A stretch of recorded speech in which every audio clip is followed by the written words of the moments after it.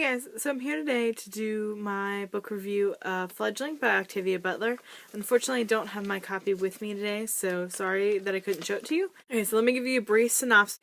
Your main character, Shori, wakes up in a cave with no memories and seemingly horrific injuries to her body.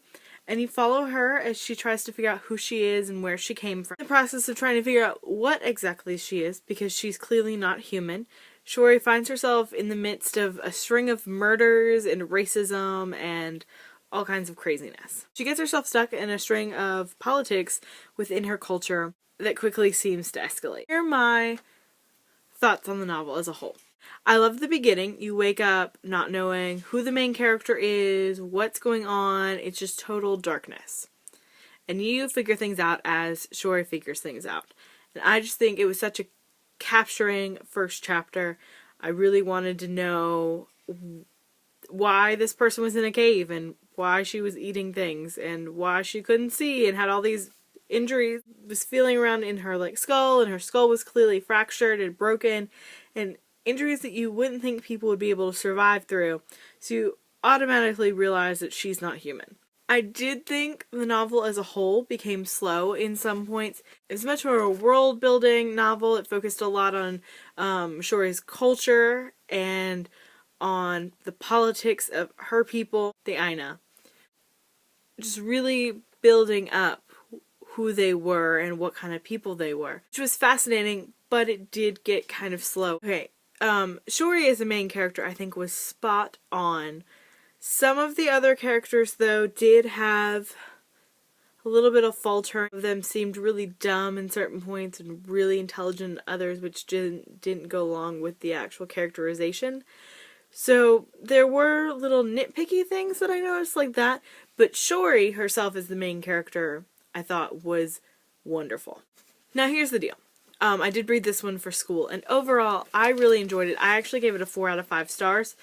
But when we went back into class, a lot of the other people in my class tore into this novel and just said that it had no place to be on a bookshelf and it was horribly written and blah blah blah blah blah.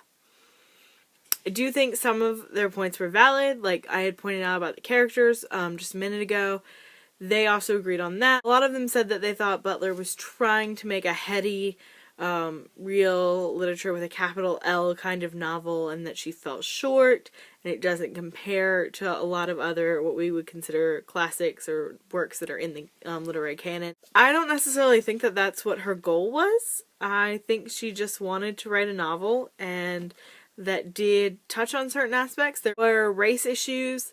Shori did have dark skin. She was the first of the Aina to have that, and they thought that that's partially why, unlike all the others, she could actually go out during the day. Also, issues of age and of gender. I think Butler's point was to make this something that really made us question our lives. I thought she just brought up points that were relevant to the story as they were needed. One of the other general complaints about the novel was the dialogue seemed inauthentic. The other book that we were reading at the time was Lolita, which is so flowery and wordy, and it's beautifully written. I think it just jaded everyone's perspectives of Fledgling because it's not meant to be that. It's not a play on words.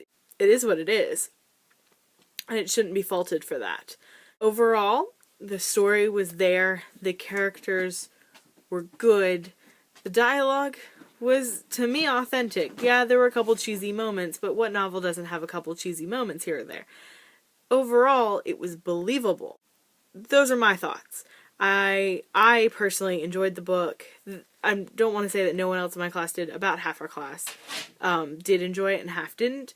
So I thought I would give you my points, my beliefs on what I thought was good and bad, and then show you some of the other points of view, just so you can have a well-rounded video to go off of. Yeah, so make your decisions. Read it, don't read it. I really enjoyed it. That's what I have for today, and I will be back tomorrow with another book review. See you next time.